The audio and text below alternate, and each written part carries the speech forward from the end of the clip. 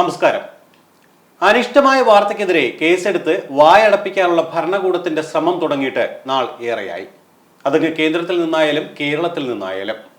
കേരളത്തിലാകട്ടെ മാധ്യമ സ്വാതന്ത്ര്യം അട്ടിമറിക്കാനുള്ള നീക്കം ഇപ്പോൾ ഏറെ സജീവമാണ്.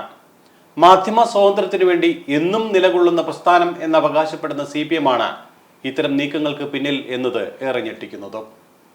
വ്യാജരേഖ ചമയ്ക്കുന്നവരെയും തട്ടിപ്പുകാരെയും പിടിക്കാനല്ല, മറിച്ച് തട്ടിപ്പുകൾ പുറത്തു കൊണ്ടുവരുന്ന മാധ്യമപ്രവർത്തകരെയും പൊതുപ്രവർത്തകരെയും വേട്ടയാടാനുള്ള പിണറായി പോലീസിന്റെ ശ്രമം ശരിയോ? വാർത്തയിലെ വെറുപ്പ് എന്തുകൊണ്ട്?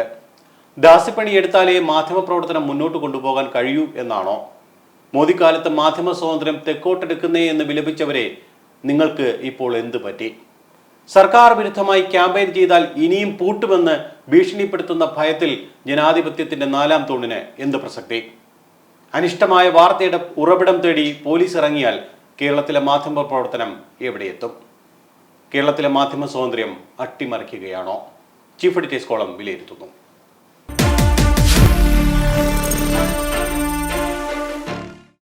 കേരളത്തിലെ മാധ്യമ പ്രവർത്തനം അട്ടിമറിക്കാനുള്ള ശ്രമത്തിന് പിന്നിൽ എന്ത് എന്നാണ് ചീഫ് എഡിറ്റേഴ്സ് കോളം ഇന്ന് വിലയിരുത്തുന്നത്. ഈ വിഷയത്തിൽ എന്നോടൊപ്പം ചേരുന്ന മുതിർന്ന മാധ്യമ പ്രവർത്തകൻ, ഒപ്പം തന്നെ പത്രപ്രവർത്തക യൂണിയൻ സംസ്ഥാന കമ്മിറ്റി അംഗം കൂടിയായ ശ്രീകുമാർ. സ്വാഗതം. നമസ്കാരം. നമുക്കറിയാം, ഒരു ഘട്ടത്തിൽ ഞാൻ ആദ്യം തന്നെ അത് ചോദിച്ചു തുടങ്ങുന്നത്, കേന്ദ്ര സർക്കാർ മാധ്യമങ്ങളെ ചില മാധ്യമങ്ങൾ കൂട്ടുപിടിക്കുന്നു, അല്ലെങ്കിൽ ഈ മാധ്യമ പ്രവർത്തകരെ വേട്ടയാടുന്ന തരത്തിലുള്ള പ്രവർത്തനങ്ങൾ നടത്തുന്നു എന്ന് വലിയ തോതിൽ വ്യാപകമായ പ്രചരണം അഴിച്ചുവിട്ട ഒരു പ്രസ്ഥാനമാണ്, ഒരു പാർട്ടിയാണ് CPM.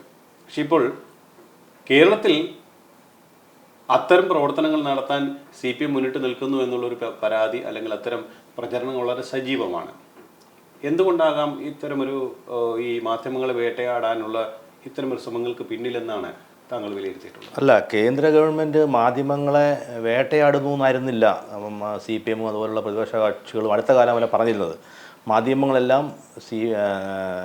കേന്ദ്ര ഗവൺമെൻറ്റിന് വക്കാലത്തെടുത്തിരിക്കുന്നു, അല്ലെങ്കിൽ മാധ്യമങ്ങളെല്ലാം ഇരിക്കുന്നു എന്നാണ് പറഞ്ഞത്. പക്ഷേ വേട്ടയാടുന്നു എന്ന് പറഞ്ഞത് BBC-ക്കെതിരെയുള്ള ഒരു ഇഷ്യൂ വന്നപ്പോഴാണ്. BBC-യുടെ ഓഫീസ് റെയ്ഡ് ചെയ്ത് BBC നരേന്ദ്രമോദിയെയും ഗുജറാത്ത് കലാപത്തെയും ഒക്കെ വളരെ മോശമായിട്ട് ചിത്രീകരിച്ചപ്പോൾ ആ സമയത്ത് തന്നെ ചിത്രീകരിച്ചുകൊണ്ട് ഡോക്യുമെൻ്ററി ഉണ്ടാക്കി. ആ ഡോക്യുമെൻ്ററി ബാൻ ചെയ്തു, അല്ലെങ്കിൽ ഇന്ത്യയെ പ്രദർശിപ്പിക്കരുതെന്നൊരു നിർദ്ദേശം വന്നു. ആ സമയത്ത് തന്നെ അതിനോട് അടുത്ത ദിവസങ്ങൾ തന്നെ BBC-യുടെ ഓഫീസിൽ ED റെയ്ഡ് ചെയ്തപ്പോഴാണ് പീഡനമാണെന്നുള്ള രീതിയിൽ വ്യാപകമായി പ്രചരിപ്പിച്ചു. ഇപ്പം ജോയി പറഞ്ഞതുപോലെ അങ്ങനെയൊക്കെ ചർച്ച വന്നു. CPM ഒക്കെ അതിനെതിരെ പ്രതിഷേധങ്ങളും പ്രകടനങ്ങളും ഒക്കെ നടത്തി. BBC-യുടെ ഡോക്യുമെൻ്ററി കേരളത്തിൽ ഈ DYFIക്കാരും SFIക്കാരും ഒക്കെ പ്രദർശിപ്പിച്ചു. പക്ഷേ നമുക്കിപ്പോൾ ആ EDയുടെ ആ റെയ്ഡൊക്കെ സത്യസന്ധമായ റെയ്ഡായിരുന്നു. കുറ്റം സംബന്ധിച്ചുകൊണ്ട് അവർ പിഴയടയ്ക്കാൻ BBC തയ്യാറായി. എന്നിട്ടും ഇപ്പോൾ കേരളത്തിലെ മാധ്യമങ്ങൾ ഈ ഇടതുപക്ഷ സർക്കാരിൻ്റെ നേതൃത്വത്തിൽ, അല്ലെങ്കിൽ ഇടതുപക്ഷ ഗവൺമെൻറ് CPM ഒക്കെ പരമ്പരാഗതമായിട്ട് ഇപ്പോൾ അവർ എന്നും മാധ്യമ സ്വാതന്ത്ര്യത്തിന് അനുകൂലമായിരുന്നു. നമ്മളിതിൻ്റെ അത് ജോയി ഇപ്പം തുടക്കത്തിൽ പറഞ്ഞു, എന്നാണ് അവർ മാധ്യമത്തിന് വേണ്ടി, മാധ്യമ സ്വാതന്ത്ര്യത്തിന് വേണ്ടി നിലകൊണ്ടിട്ടുള്ളത്? വെറുതെ വാചകം അടിക്കുന്നല്ലാതെ നമുക്കറിയാം എത്രയോ സംഭവങ്ങൾ. ഇലക്ഷൻ സമയത്ത്, തെരഞ്ഞെടുപ്പ് സമയത്ത് പൊതുപരിപാടി, പൊതു ചർച്ചാവേദിയിൽ വെച്ച് പണ്ട് ഏഷ്യാനെറ്റിൻ്റെ ഒരു ലേഖകനെ സ്റ്റേജിൻ്റെ പുറകിൽ കൊണ്ട് ഇടിച്ചവരാണ് CPMകാർ കണ്ണൂർ വെച്ച്. അദ്ദേഹത്തെ ഫോണിൽ വിളിച്ച് വളരെ മോശപ്പെട്ട, നിന്നെ കൊല്ലും എന്ന് ഭീഷണിപ്പെടുത്തിയത് അന്നത്തെ CPM അവിടുത്തെ ജില്ലാ സെക്രട്ടറിയാണ്. അദ്ദേഹം വലിയ സമുന്നതനായ നേതാവാണ്. അങ്ങനെ അത് ഉദാഹരണങ്ങൾ ഇഷ്ടം പോലെ പറയുകയാണെങ്കിൽ ധാരാളം ഉദാഹരണങ്ങൾ. പരസ്യമായിട്ട് മാധ്യമപ്രവർത്തകരെ കയ്യേറ്റം ചെയ്യാനും അവരെ ഭീഷണിപ്പെടുത്താനും തയ്യാറാകുന്ന പ്രസ്ഥാനമാണ് CPM. അതിന് CPMന് ഒരിക്കലും മാധ്യമ സങ്കല്പമോ മാധ്യമങ്ങളുടെ മാധ്യമങ്ങളെല്ലാം മിടുക്കരാകണമെന്നുള്ള ആഗ്രഹമേ ഇല്ല. കാരണം അത് CPM ഐഡിയോളജി അങ്ങനെയല്ല. കേന്ദ്രത്തിന്റെ പ്രകാശ് കാരാട്ട് അടക്കമുള്ള പ്രധാനപ്പെട്ട നേതാക്കൾ പല ഘട്ടത്തിൽ അങ്ങനെയാണ് പറയുന്നത്. ഞങ്ങൾ മാധ്യമ സ്വാതന്ത്ര്യത്തിന്, മാധ്യമങ്ങളെ വേട്ടയാടാനല്ല, മാധ്യമങ്ങൾക്ക് വേണ്ടിയാണ് നിലകൊള്ളുന്നത് എന്നാണ് പറയുന്നത്. അല്ല, അങ്ങനെ ഇപ്പോൾ നമുക്കറിയാം ഏറ്റവും നല്ല തമാശ യെച്ചൂരിയും പ്രകാശ് കാരാട്ടും ഇന്നലെയൊക്കെ കേരളത്തിൽ വന്ന് കാണിച്ച ഷോയാണ്. ഇവരൊന്നും അറിഞ്ഞിട്ടില്ല എന്നാണ് പറയുന്നത്. ചെറിയ സംഭവം, ഇവിടെ ഒരു ചെറിയ ഒരു ഇഷ്യൂ ഉണ്ടാകുമ്പം നാഷണൽ ലെവലിൽ പത്രസമ്മേളനം നടത്തുന്ന ആളാണ് യെച്ചൂരി. കേരളത്തിലെന്നല്ല, ലോകത്തിൻ്റെ എവിടെ എന്തുണ്ടായാലും, തമിഴ്നാട്ടിലായാലും അതുപോലെ ആന്ധ്രയിലായാലും UPയിലായാലും എവിടെ പ്രശ്നം ഉണ്ടായാലും BJPക്കെതിരെ ആണെങ്കിൽ അത് അന്ന് തന്നെ വലിയ പത്രസമ്മേളനം നടത്തുന്ന ഒരു ആളാണ് യെച്ചൂരി. ഭാഗ്യവശാൽ പണ്ടത്തെ പോലുള്ള ഒരു നാഷണൽ മൈലേജ് ഒന്നും CPMൻ്റെ ദേശീയ നേതാക്കന്മാർക്കില്ല. പിണറായി വിജയന് കിട്ടുന്ന ഒരു മൈലേജ് പോലും നാഷണൽ സെക്രട്ടറി ആയിട്ടോ അല്ലെങ്കിൽ അങ്ങനെയുള്ള ആൾക്കാർക്കില്ല എന്നുള്ളത് വേറെ സത്യം. അവർ പറഞ്ഞൊന്നും ആരും മൈൻഡ് ചെയ്യുന്നില്ല. അവർ പറഞ്ഞു എന്നുള്ളതല്ലാതെ വേറെ കാര്യമൊന്നുമില്ല. അവരിപ്പം ബി ജെ പിയുടെ ഇപ്പോൾ ഇപ്പോഴത്തെ മന്ത്രി ഇന്ന് പറഞ്ഞിട്ടുണ്ട് എന്തോ ലോകത്ത് മുഴുവൻ മാധ്യമസ്വാതന്ത്ര്യം ഇടിയാണ്, അതിൻ്റെ വേഗത ഇന്ത്യയിലാണ്. അതെ, ശതമാനക്കണക്ക് നമ്മൾ ആ കണക്കെടുത്തത് ആരാണെന്ന് നമുക്ക് കൃത്യം അറിഞ്ഞുകൂടാ. ഇങ്ങനെ ഒത്തിരി പേപ്പർ സംഘടനകൾ ഒത്തിരി കണക്കുകൾ എടുക്കാറുണ്ട്. നമുക്കറിയാം ഒരു സംഘടന പണ്ടെടുത്ത കണക്കിൻ്റെ അകത്ത് CPM ഇന്ത്യയിലെ ഏറ്റവും വലിയ കൊലപാതക പ്രസ്ഥാനം എന്നുള്ളൊരു കണക്ക് വന്നില്ലേ? നമുക്കറിയില്ല. അങ്ങനെ അത്രയും ഏതോ ഒരു പേപ്പർ സംഘടന എടുത്തൊരു കണക്കാണ്. അത് നമ്മൾ വിശ്വസിക്കാതിരിക്കുകയോ ചെയ്യുക. അതിനെ വലിയ കൊട്ടിഘോഷിക്കുന്നുണ്ട് CPM നേതാക്കന്മാരും അങ്ങനെയുള്ള BJP വിരുദ്ധ ദേശീയ. പക്ഷേ നമ്മൾ അറിയേണ്ടത് ഇന്ത്യയിലെ ശതമാനം താഴേക്ക് പോവുക എന്ന് പറഞ്ഞാൽ അതിൻ്റെ കോൺട്രിബ്യൂഷൻ കേരളത്തിൻ്റെ അല്ലേ? അതിന്റെ പേര് വലിയ സംഭവം. മോഡി എന്തോ ചെയ്തു എന്നുള്ള രീതിയിലാണ്. മോഡി അല്ലല്ലോ ഇന്ത്യയുടെ പറഞ്ഞു വരുന്നത്. ഈ മന്ത്രിയുടെ FB പോസ്റ്റിൽ നിന്ന് തന്നെ എനിക്ക് വായിച്ചു നോക്കാൻ കഴിഞ്ഞത് ഇടിയുന്നു, അതായത് വിശ്വാസ്യത ഇടിയുന്നു എന്നുള്ളതാണ്. ശതമാനം കണക്ക് 49 ഉണ്ടായിരുന്നു, 40ആയി, 69. വിശ്വാസ്യത ഇടിയാൻ വലിയ കോൺട്രിബ്യൂഷൻ ചെയ്യുന്ന സംസ്ഥാനം കേരളമാണ്. നമുക്ക് കേരളത്തിന്റെ മാധ്യമ ചരിത്രം പഠിച്ചാൽ ഇന്ത്യക്ക് തന്നെ മാതൃകയാകുന്ന മാധ്യമ സംസ്കാരം കെട്ടിപ്പടുത്ത ഒരു സംസ്ഥാനമാണ് കേരളം. അത് CPMകാരുടെ സംഭാവനയൊന്നുമല്ല. സ്വദേശാഭിമാനി രാമകൃഷ്ണപിള്ളയിൽ തുടങ്ങിയ ആ ഒരു ഭരണകൂടത്തിനെതിരെ നിശിതമായി വിമർശിക്കുക. എന്തെല്ലാം വെല്ലുവിളികൾ, എന്തെല്ലാം പ്രശ്നം കൊണ്ടേലും ഒരു പ്രീണനത്തിനും നിൽക്കാതെ അന്നത്തെ രാജഭരണത്തിനെതിരെ വളരെ നിശിതമായിട്ട് വിമർശിച്ചതിൻ്റെ പേരിൽ നാടുകടത്തപ്പെട്ട സ്വദേശാഭിമാനിയുടെ പാരമ്പര്യത്തിലാണ് നമ്മൾ പത്രപ്രവർത്തനം തുടങ്ങുന്നത്. പിന്നീട് വന്ന പത്രപ്രവർത്തകർക്കും അതേ പാരമ്പര്യം പേറാൻ സാധിച്ചിട്ടുണ്ട്. പത്ര മാനേജ്മെൻറ്റുകൾക്കും അത് സാധിച്ചിട്ടുണ്ട്. എസ്റ്റാബ്ലിഷ്മെൻറ്റിനെതിരെ അല്ലെങ്കിൽ ജനങ്ങൾക്കൊപ്പം നിന്ന് പാവപ്പെട്ടവരും അടിച്ചമർത്തപ്പെട്ടവർക്കൊക്കെ അവരുടെ ശബ്ദമായിട്ട് സാഹിത്യവും കലയുമൊക്കെ പ്രോത്സാഹിപ്പിക്കുന്നതൊപ്പം തന്നെ പത്രത്തിൻ്റെ ഒരു കൾച്ചർ കേരളത്തിൽ നല്ലപോലെ ഉണ്ടായി. അപ്പം മുഖ്യധാരാ മാധ്യമങ്ങളുണ്ടായി. പിന്നെ വിഭാഗീയത പറഞ്ഞാൽ സെക്ടേറിയൻ മാധ്യമങ്ങൾ, ഇപ്പം ജന്മഭൂമി, ദേശാഭിമാനി, അതുപോലുള്ള ചില താല്പര്യങ്ങൾക്ക് വേണ്ടി ഇപ്പം ദീപിക, അങ്ങനെയൊക്കെ ചില താല്പര്യങ്ങൾ മുറുകെ പിടിച്ചുകൊണ്ടുള്ള മാധ്യമങ്ങൾ. പിന്നെ മുഖ്യധാര പൊതുമാധ്യമങ്ങൾ എന്നുള്ള രീതിയിൽ നമുക്ക് എസ്റ്റാബ്ലിഷ് ചെയ്ത മാധ്യമങ്ങളൊക്കെ രണ്ട് കൂട്ടരും അവരുടെ ഒരു ചില കാര്യങ്ങളുള്ള കോഴ്സ് വളരെ കീപ്പ് ചെയ്തു. അതിൻ്റെ ഭാഗമായിട്ടുണ്ടായ ഒരു പത്രപ്രവർത്തന പാരമ്പര്യമാണ് കേരളത്തിനുള്ളത്. നിർഭാഗ്യവശാൽ മുഖ്യധാരാ മാധ്യമങ്ങൾ ഒരു 10-20 വർഷമെങ്കിലുമായിട്ട് അവരുടെ ആ ഒരു കമ്മിറ്റ്മെൻറ്റിൽ നിന്ന് പുറകോട്ട് പോയി. പണ്ട് ദേശീയത, ഈ പറഞ്ഞ പോലെ സാധാരണക്കാരൻ്റെ ശബ്ദമാകുക, ഇതൊക്കെയായിരുന്നു അവരെ മുന്നോട്ട് നയിച്ച ഫോഴ്സ്. പക്ഷേ അത് പോയിട്ട് വാർത്തകൾക്ക് അകത്ത് ചില പൊളിറ്റിക്സൊക്കെ ചേർക്കാൻ തുടങ്ങി. എങ്കിൽ പോലും ഒരു പത്രപ്രവർത്തകൻ്റെ അല്ലെങ്കിൽ ഒരു മാധ്യമപ്രവർത്തകൻ്റെ ഉത്തരവാദിത്വ ബോധം ഈ പത്രങ്ങളെല്ലാം ചെയ്യുന്നുണ്ട്. ഞാൻ പറഞ്ഞ ഈ വിഭാഗീയ പത്രങ്ങൾ, ഞാൻ പറഞ്ഞ ഈ CPMൻ്റെ ദേശാഭിമാനിയായാലും BJPയുടെ ജന്മഭൂമിയായാലും ഇനിയും കോൺഗ്രസിൻ്റെ വീക്ഷണത്തിൽ അത്ര ഒരു കേരളത്തിൽ അത്ര ഒരു ഇതില്ല. കാരണം മറ്റു പത്രങ്ങളൊക്കെ കോൺഗ്രസിനെ സപ്പോർട്ട് ചെയ്യുന്ന മുഖ്യധാരാ പത്രങ്ങളുള്ളപ്പോൾ ഇവരൊക്കെ തന്നെ ഒരു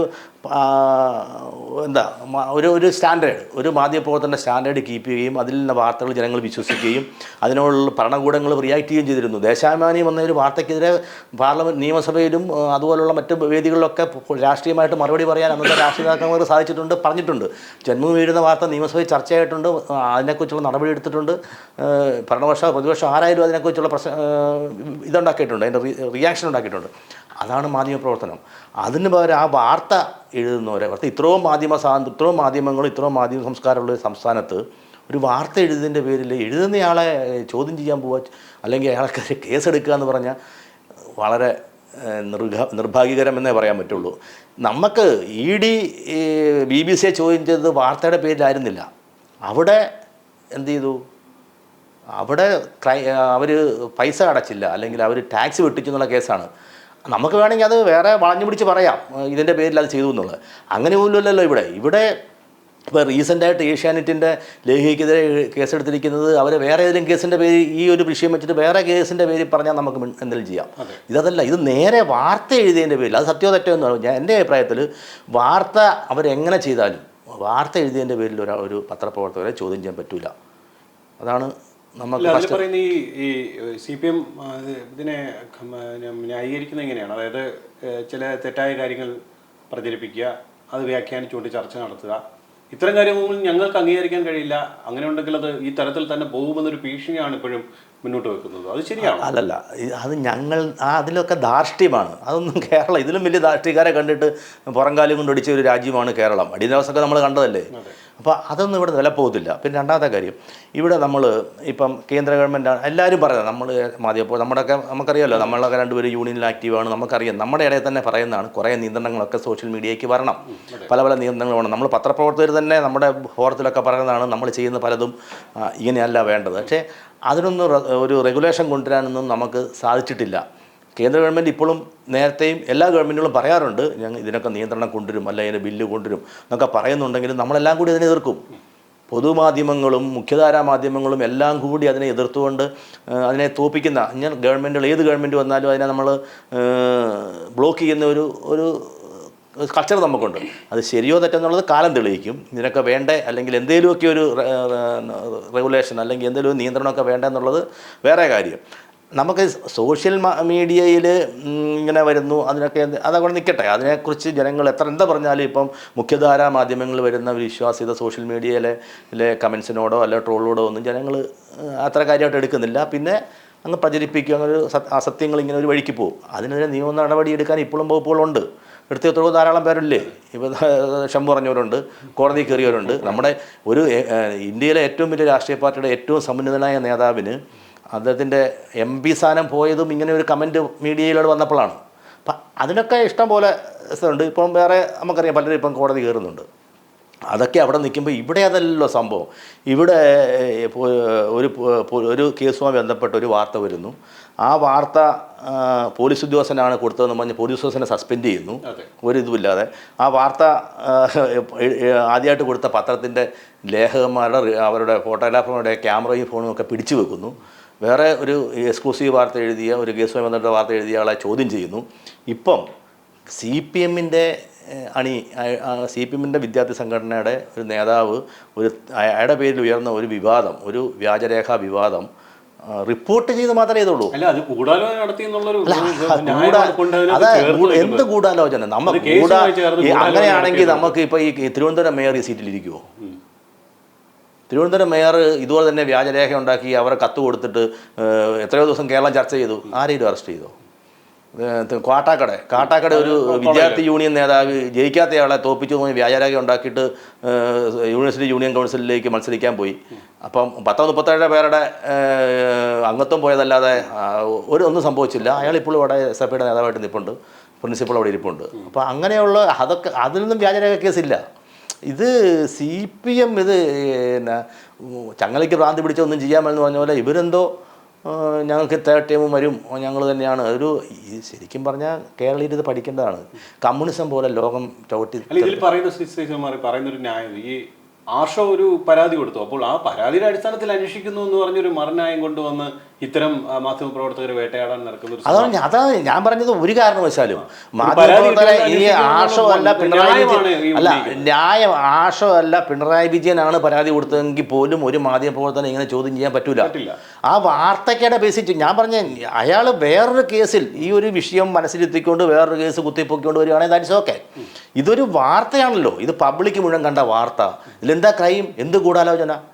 അഥവാ ഇനി എന്തെങ്കിലും ഇങ്ങനെ ഒരു നമുക്കറിയാം വാർത്തകളൊക്കെ വരാൻ വേണ്ടി ചിലപ്പം നമ്മൾ നേരിട്ട് ഇൻഫോം ചെയ്യും. ഇപ്പോൾ സെക്രട്ടറിന് മുമ്പിൽ അടി ഉണ്ടാകും. ഇപ്പം ചില യൂത്ത് സംഘടനകൾ പറയും അടി ഉണ്ടാകും, ഞങ്ങൾ ഇന്നത് ചെയ്യും. അതൊക്കെ നമുക്കൊരു അത്രയും ഇൻഫർമേഷൻ പണ്ടും ചെയ്തിട്ടുണ്ട്.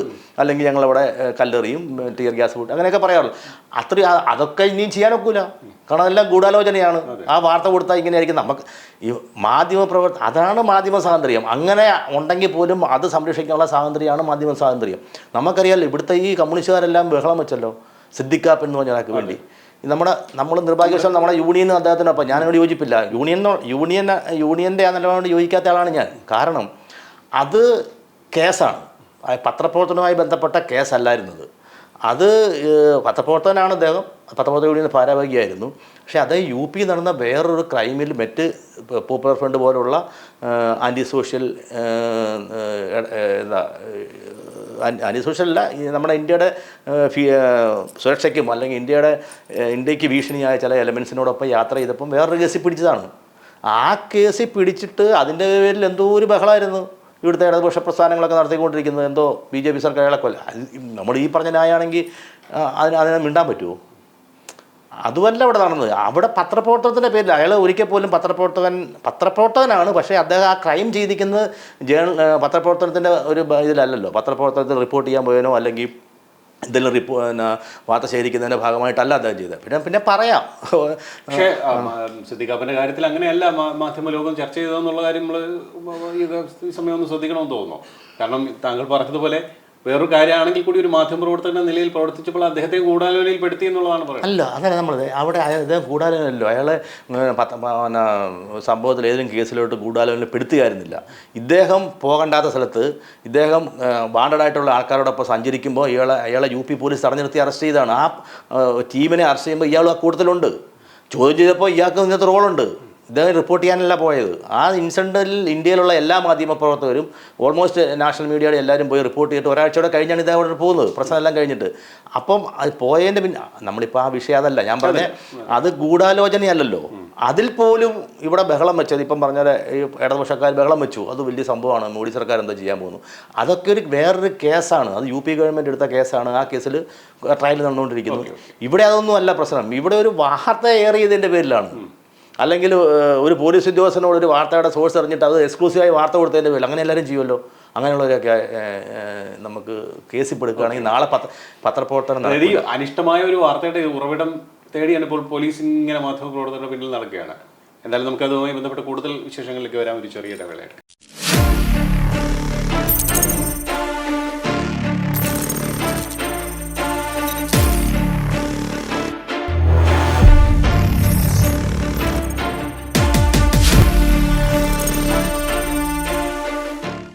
ശ്രീ ശ്രീകുമാർ, ഇപ്പോൾ ഞാൻ നേരത്തെ പറഞ്ഞ് അവസാനിപ്പിച്ചതുപോലെ തന്നെ ഈ സർക്കാരിനെതിരായി അല്ലെങ്കിൽ ഏതെങ്കിലും പാർട്ടിക്കെതിരായി ചില സംഘടനകൾക്കെതിരായി എന്തെങ്കിലും തരത്തിലുള്ള വാർത്ത തന്നാൽ ആ വാർത്തയ്ക്ക് പിന്നാലെയാണ് ഇപ്പോൾ ഈ പോലീസ് സഞ്ചരിച്ചുകൊണ്ടിരിക്കുന്നത്. കൊല്ലത്ത് ജയചന്ദ്രൻ ലംഘനത്തിനെതിരെ ഒരു പിന്നെ മൊഴിയെടുക്കാനാണ് മറ്റൊന്നൊക്കെയാണ് പറയുന്നതെങ്കിൽ കൂടിയും ഇത്തരം നടപടിക്രമങ്ങളൊക്കെ വളരെ പണ്ടപ്പോഴും കണ്ടിട്ടുള്ളതാണ്. പക്ഷെ ഇപ്പോൾ ഇങ്ങനെ ഒരു മാധ്യമപ്രവർത്തകന് ഒരു പ്രധാനപ്പെട്ട വാർത്ത കൊടുത്താൽ അപ്പോൾ വരികയാണ് അന്വേഷണം. എങ്ങനെ ഭയന്ന് നമ്മളിങ്ങനെ മുന്നോട്ട് പോകും ശ്രീകുമാർ? അല്ല, അതാണ് ജോയി ഏറ്റവും വലിയ സംഭവം. ഞാനൊക്കെ ഈ രംഗത്തേക്ക് വരുമ്പോൾ നമ്മുടെ പൂർവ്വസൂരികളായിട്ടുള്ള ആൾക്കാർക്ക് അല്ലെങ്കിൽ നമുക്ക് മാർഗ്ഗദർശികളായിട്ടുള്ള മറ്റു പത്രത്തിൽ പ്രവർത്തിക്കുന്നത് അതിനകത്ത് എല്ലാ പത്രക്കാരും ഉണ്ട്, ദേശാഭിമാനി ഉൾപ്പെടെ, അല്ലെങ്കിൽ മനോരമ, മാതൃഭൂമി. നമ്മുടെ മുൻപിൽ നമുക്ക് ഡയറക്ഷൻ തന്ന നമ്മൾ മാതൃകയാക്കിയ എല്ലാവരും പറഞ്ഞൊരു കാര്യം, നിങ്ങൾ സോഴ്സ് വെളിപ്പെടുത്തരുത്. ഇല്ല, ഒരിക്കലും. അതൊരു ജേർണലിസ്റ്റിൻ്റെ ബേസിക് ആയിട്ടുള്ളതാണ്. നമ്മൾ വിശ്വാസിച്ച് നമുക്ക് പലരും പല ഇൻഫർമേഷൻ തരും, പല പാർട്ടിക്കാർ തരും, പല ആൾക്കാർ തരും, പല പോലീസ് തരും, പലരും തരും. നമ്മുടെ ഒരു ബേസിക് ആയിട്ടുള്ള ഒരു ക്യാരക്ടറാണ് നമ്മുടെ മാധ്യമപ്രവർത്തകർ സോഴ്സ് വെളിപ്പെടുത്തില്ല. ആ വിശ്വാസത്തിൽ നമ്മളെ വാർത്തയിപ്പിക്കുന്ന എത്രയോ പേരുണ്ട്. അപ്പോൾ അതാണല്ലോ വിശ്വാസം. അതൊരിക്കലും ചെയ്യേണ്ട കാര്യമില്ല. മാധ്യമപ്രവർത്തകൻ്റെ എഴുതപ്പെടാത്ത ഒരു തത്വമാണ് സോഴ്സ് വെളിപ്പെടുത്തേണ്ട. അവൻ വാർത്തയ്ക്കകത്ത് തെറ്റോ കുറ്റമോ ഒക്കെ കാണാം, പക്ഷേ അവനോട് ഇത് ആര് പറഞ്ഞു, എപ്പം പറഞ്ഞു, എങ്ങനെ പറഞ്ഞു എന്നുള്ളത് അവൻ വെളിപ്പെടുത്തുകയേ വേണ്ട. അപ്പോൾ ഈ ജയചന്ദ്രലംഘത്തിനെയൊക്കെ ചോദ്യം ചെയ്യുന്ന ആ സോഴ്സ് ചോദിച്ചുകൊണ്ടാണ്. ആര് ചോദിച്ചു, ആര് പറഞ്ഞു, അത് അതെങ്ങനെയാണ് നമ്മുടെ അപ്പോൾ എഴുതി വെച്ചിട്ടുണ്ടോ, ഭരണഘടനയിലുണ്ടോ എന്നുള്ളതല്ല. നമ്മൾ ബിൽഡപ്പ് ചെയ്ത ഒരു കൾച്ചറിൻ്റെ അകത്ത് നമുക്ക് കിട്ടിയിരിക്കുന്ന ഒരു വലിയ പ്രിവിലേജാണ് നമ്മൾ സോഴ്സ് ആരോടും പറയണ്ട, വെളിപ്പെടുത്തരുത്. അതല്ല ഇപ്പോഴത്തെ ജേർണലിസം പഠിക്കുന്ന കുട്ടികളോട് അവർ പറയാതിരിക്കുമല്ലോ, പഠിപ്പിക്കുന്നവർ ഇപ്പോഴും പറയുന്നത് അത് തന്നെയായിരിക്കില്ല. നിങ്ങളിലൊരു വിശ്വാസം നിങ്ങൾക്ക് വാർത്ത തരുന്ന ആൾക്കുണ്ട്. ഒരു കാരണവശാലും എന്ത് കാരണവശാലും അത് നിങ്ങൾ വെളിയിൽ വിടരുത്. എത്രയോ കേസുകൾ, എത്രയോ സംഭവങ്ങൾ റിപ്പോർട്ട് ചെയ്ത കേരളത്തിൽ ഒറ്റ പത്രപ്രവർത്തകനെ പോലും അതിൻ്റെ ഒരു സൈഡ് ചോദിച്ചിട്ട് പോലീസ് ചോദ്യം ചെയ്യുകയൊന്നും ചെയ്തിട്ടില്ല. അങ്ങനെയാണെങ്കിൽ നമ്മുടെ ISR കേസൊക്കെ എത്രയോ പത്രപ്രവർത്തകരെ ചോദ്യം ചെയ്യണം. എന്തെല്ലാം വാർത്തകൾ എഴുതി, പോലീസുകാർക്ക് കിട്ടുന്നതിനേക്കാളും വലിയ വാർത്തകൾ പത്രങ്ങളിൽ വന്നില്ലേ. പല പോലീസുകാരും ഈ പത്രത്തിൽ വരുന്ന വാർത്തയുടെ പുറകെ പോയി അന്വേഷണം നടത്തി എന്നൊക്കെ പിന്നീട് വാർത്ത വന്നു. അപ്പം അതല്ല, അതൊരിക്കലും നമ്മുടെ ഒരു ഐഡൻറ്റിറ്റി നശിപ്പിക്കുകയാണ്. അതൊരിക്കലും അംഗീകരിച്ചു കൊടുക്കാൻ പറ്റില്ല. കേരളത്തിലെ സമൂഹത്തിന്, കേരളത്തിലെ ജനങ്ങൾക്ക്, മാധ്യമപ്രവർത്തകർക്കല്ല, മാധ്യമപ്രവർത്തകരുടെ ഇഷ്യൂ ഒന്നുമല്ല. നാളെ വേറെ ആയാലും മാധ്യമപ്രവർത്തനം വരും, അത് അംഗീകരിച്ചു കൊടുക്കാനൊക്കത്തില്ല. ഓക്കെ, ഇവിടെ ഈ സർക്കാർ വിരുദ്ധ ക്യാമ്പയിൻ സംഘടിപ്പിച്ചാൽ അല്ലെങ്കിൽ അത്തരം ക്യാമ്പയിനുകൾ സംഘടിപ്പിക്കപ്പെടുന്നു എന്നുള്ളതാണ് ഇപ്പോൾ പറഞ്ഞു കയറുന്നത്. അങ്ങനെ ഒരു ന്യായവാദങ്ങളും അത്തരം വിമർശനങ്ങളുമാണ് ഇപ്പോൾ ഇടതുപക്ഷത്തെ പ്രധാനപ്പെട്ട നേതാക്കളുടെ ഭാഗത്തു നിന്നെല്ലാം വരുന്നത്. അപ്പോൾ അത്തരം ക്യാമ്പയിൻ നിങ്ങൾ നടത്തിയാൽ ഇനിയും ഇതുപോലുള്ള കൂട്ട് വീഴുമെന്ന് പറയുമ്പോൾ അതും ഒരു ഭീഷണി തന്നെയല്ലോ, വല്ലാത്തൊരു ഭീഷണി ഇങ്ങനെ നിലനിൽക്കുകയല്ലേ. എന്തുകൊണ്ടാകാം ഇത്തരം ഒരു ഭീഷണി? അല്ല, ഞാൻ പറഞ്ഞില്ലേ, അത് കേരളത്തെ ജനങ്ങൾ അത് പഠിക്കേണ്ട കാര്യമാണ്. ഇതുപോലുള്ള ലോകം മുഴുവൻ പുറംകാലം കൊണ്ട് അടിച്ച ഒരു പ്രസ്ഥാനത്തെ കേരളത്തിൽ പിന്നെയും പിന്നെയും പല കാരണങ്ങൾ കൊണ്ട് വോട്ട് ചെയ്ത് ജയിപ്പിക്കുക. അപ്പോൾ അവർക്ക് ഒന്നുമില്ലല്ലോ. അവർക്ക് ഈ ഇടതുപക്ഷ പ്രസ്ഥാനം, പ്രത്യേകിച്ച് CPM എന്താ ഉള്ളത്, എന്ത് ഐഡിയോളജിയാണ്, ആരെയാണ് പേടിക്കേണ്ടത്? പണ്ടൊക്കെയാണ് നമുക്ക് പോളിറ്റ് ബ്യൂറോ എന്നൊക്കെ പറഞ്ഞ് ഏതൊരു ഒരു ഘടകം അവിടെ നിന്ന് ഇടപെടും, ഇങ്ങനെയൊക്കെ വേണ്ടാത്ത കാര്യങ്ങൾ ചെയ്യുമ്പോൾ അങ്ങനെ ചെയ്യാനൊരു മുകളിലൊരു സംഗതി ഉണ്ടെന്നതിലും പ്രതീക്ഷിക്കായിരുന്നു. ഇപ്പോൾ അതുപോലുമില്ല. ഇവിടെയുള്ള കുറേ ഗുണ്ടാ സംഘങ്ങളും അങ്ങനെയുള്ള ടീമുകളുടെ നേതാക്കന്മാർ ഭരണം അങ്ങോട്ടും ഇങ്ങോട്ടും മാറി ഭരിക്കുന്നു, അപ്പോഴും എപ്പോഴും ചൊറിഞ്ഞുകൊണ്ട് സംഗതി ചെയ്യുന്നു. ഇപ്പം നമുക്ക് എന്തെല്ലാം കോമാളിത്തരങ്ങളാണ് കണ്ടത്. ഇപ്പോൾ അമേരിക്കയിൽ പോയി എന്തൊക്കെയാണ് നടന്നത്? നാണക്കേടിൻ്റെ യാത്രകൾ നടത്തുകയാണ്. അതിൻ്റെ ഇടയ്ക്ക് ഇവിടെ പഴയ നമുക്കറിയാമല്ലോ, ഒരു ഐഡിയോളജിക്കൽ ബേസ് ഒന്നും CPM ഇല്ല. പണ്ട് ഇത്തരം വാർത്തകൾക്ക് വരുമ്പോൾ വല്ലാത്ത അസ്വസ്ഥമാണ്. അതെ, അത് അതിൻ്റെ ഒരു റിയാക്ഷനാണ് ഇതൊക്കെ. നമ്മൾ അങ്ങനെ വാർത്ത വരുന്നവരെയൊക്കെ പേടിപ്പിക്കുക, ഇതൊന്നും കേരളം നടക്കൂല.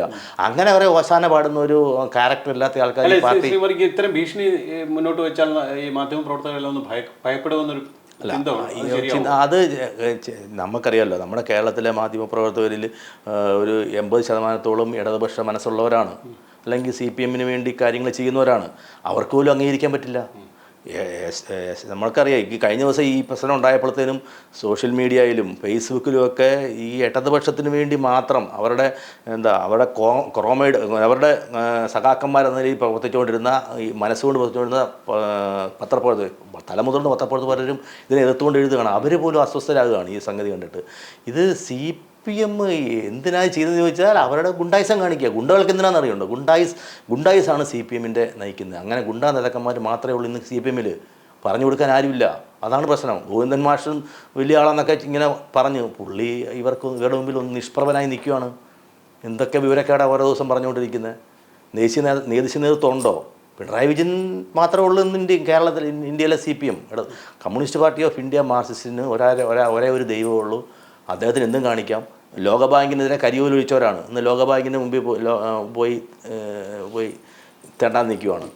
എന്നിട്ട് വലിയ അവരുടെ മേധാവികളെയൊക്കെ കാണുമെന്നും പറഞ്ഞാൽ പോയത്. അവിടെ ലോകബാങ്ക് മേധാവിയായിട്ട് ചർച്ച ചെയ്തെന്ന് പറഞ്ഞാൽ ഇവിടുന്ന് പോയത്.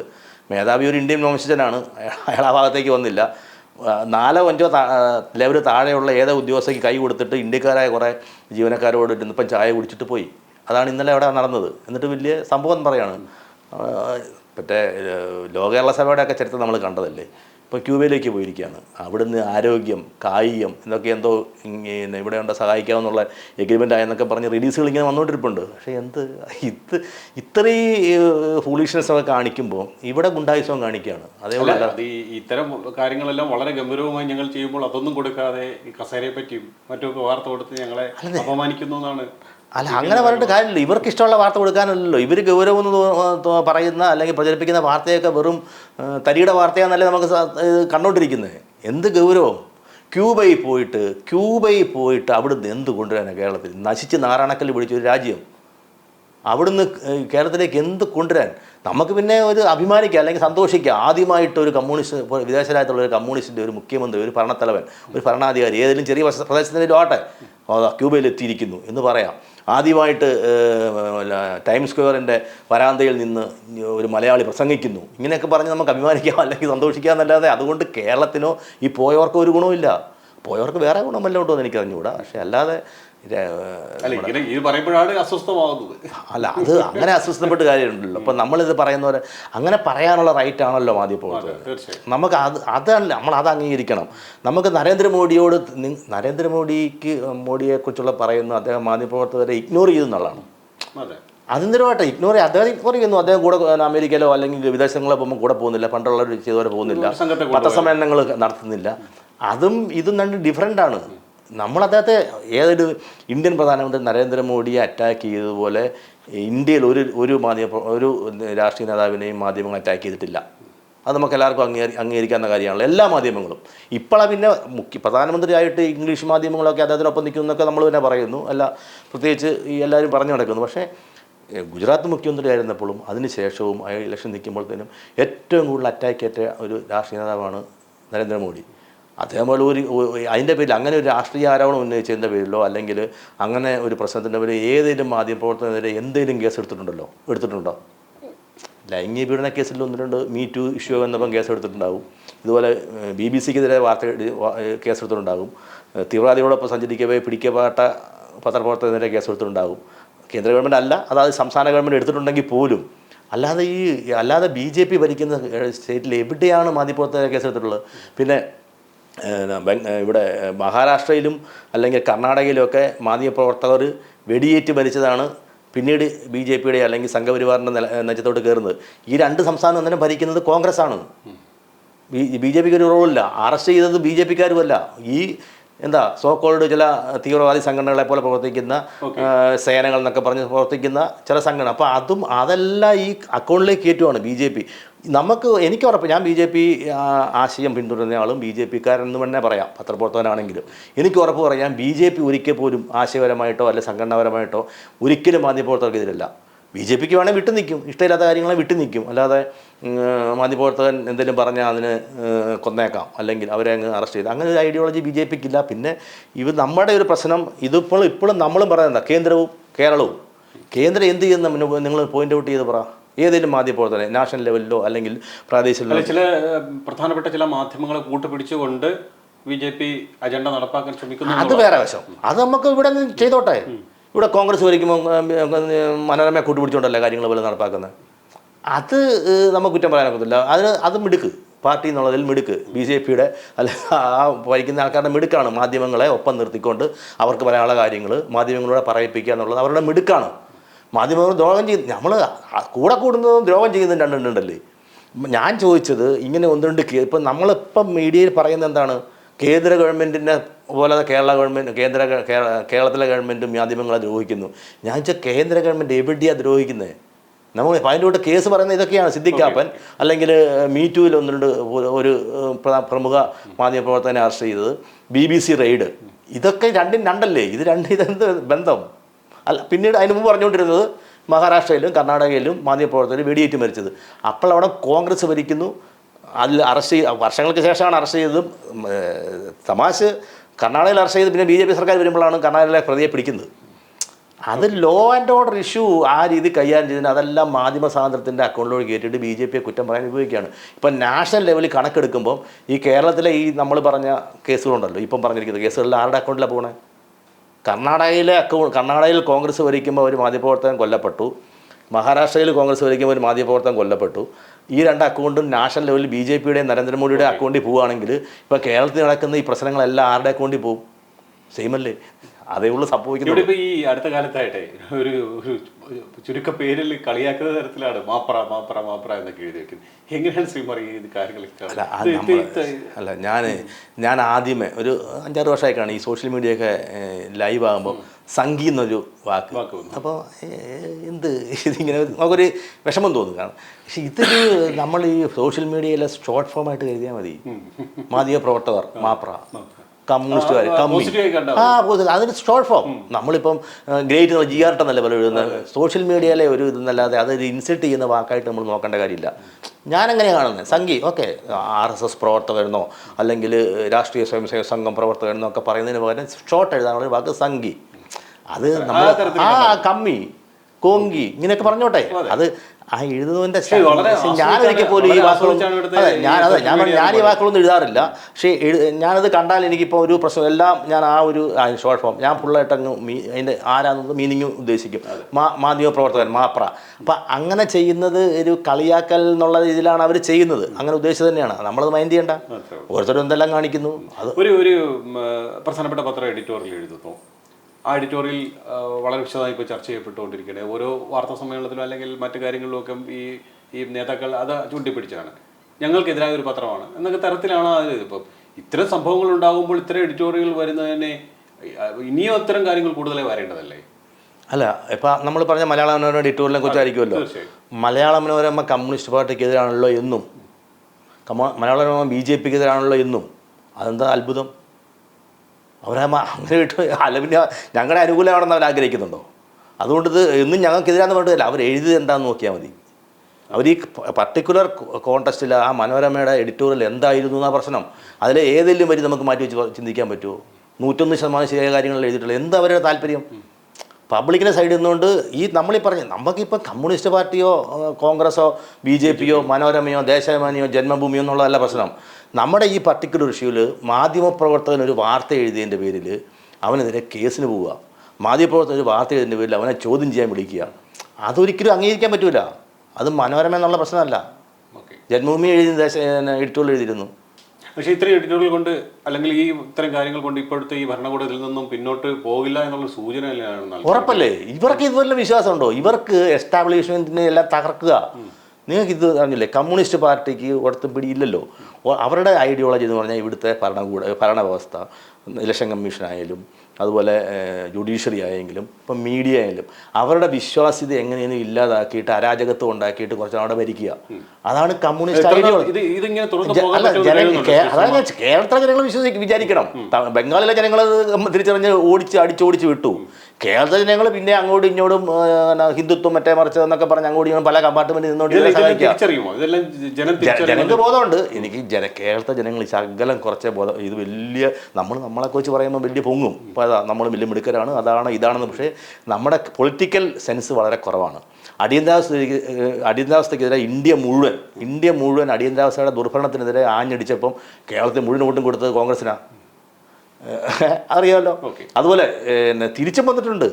തിരിച്ച് കോൺഗ്രസ് തിരിച്ച് കയറിയപ്പോഴത്തെ രാഹുൽ ഗാന്ധിയുടെ ഏതോ ഒരു സമയത്ത് സമയത്തായിരുന്നു ഇവിടെ മൊത്തം ജയിച്ചത് ഇടതുപക്ഷം. അപ്പം അങ്ങനെ അത് താമസിച്ചേ ഇതിലേക്ക് വരുള്ളൂ. അതാണ് BJPക്ക് ഇവിടെ ഇപ്പം താമസം. മനസ്സിലാക്കിയെടുത്താൽ ഇവിടെ നമുക്കറിയാം, ഇവിടെ EMS സർക്കാരിനെയൊക്കെ പുറത്താക്കിയ ചരിത്രമുണ്ട്. അതിനോട് യോജിപ്പില്ല. ജനാധിപത്യ സർക്കാരിനെ പുറത്താക്കിയതെന്നല്ല, പക്ഷേ അങ്ങനെ ഒരു വികാരം ഇവിടെ ഉണ്ടായാൽ ഇതൊക്കെ തീരാവുന്നതേ ഉള്ളൂ. പക്ഷേ അത് ജനാധിപത്യ പ്രോസസ്സിൽ കൂടെ തന്നെ നടക്കണം. അതായത് ഈ മാധ്യമ വേട്ടയാടലുമായി മുന്നോട്ട് പോയാൽ എത്ര നാൾ മുന്നോട്ട് പോകുമെന്ന് നിങ്ങൾ തന്നെ മനസ്സിലാക്കുക എന്നുള്ളത്. അതേ ഉള്ളൂ. അവർ ഇതിന്ന് ജനങ്ങളൊക്കെ ഇവരെ പുച്ഛിക്കും. വോട്ട് ചെയ്യുന്നവരോലും കളിയാക്കാൻ തുടങ്ങിയില്ലേ? ശരി, നന്ദി ശ്രീകുമാർ. ഈ വിഷയത്തിൽ പ്രതികരിച്ചതിന് ഇന്നത്തെ ചീഫ് എഡിറ്റേഴ്സ് കോളം പൂർണ്ണമാകുന്നു. നമസ്കാരം.